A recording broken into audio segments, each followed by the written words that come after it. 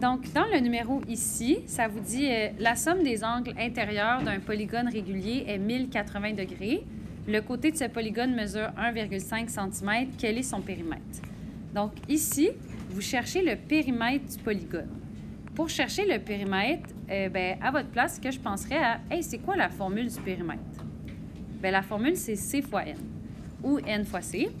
Ça veut dire que pour avoir le périmètre, vous avez besoin de la mesure de côté et vous avez aussi besoin du nombre de côtés. Bien, la mesure de côté, vous l'avez déjà, elle est ici. Le nombre de côtés, vous ne l'avez pas. Mais quand on vous donne un angle, que ce soit la somme ou un angle intérieur, bien, ça va vous permettre toujours d'aller trouver votre nombre de côtés. Fait qu'avec la somme des angles intérieurs, on va trouver le nombre de côtés. Puis, une fois qu'on va avoir trouvé notre nombre de côtés, on va pouvoir trouver notre périmètre. Donc, pour trouver le nombre de côtés, puisqu'on vous donne la somme des angles intérieurs, on va aller utiliser la formule la somme des angles intérieurs, qui est que c'est 180 fois le nombre de côtés moins 360.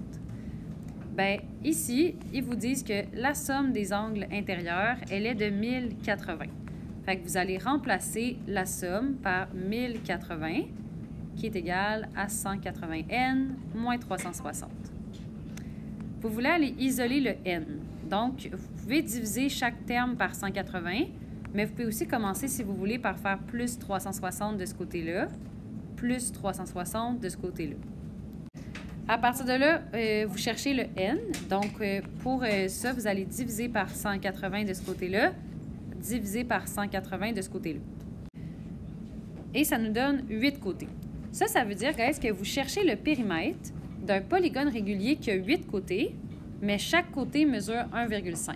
Fait que oui, vous allez faire 8 fois 1,5, mais je vais aller faire la belle démarche, donc mon titre et ma formule. Donc ici, vous cherchez le périmètre. Vous allez commencer par écrire que c'est la formule, donc C fois N. La mesure de côté, elle est de 1,5, puis le nombre de côtés, c'est 8, parce que tu fais 8 fois la mesure de côté. Et ça me donne 12 cm.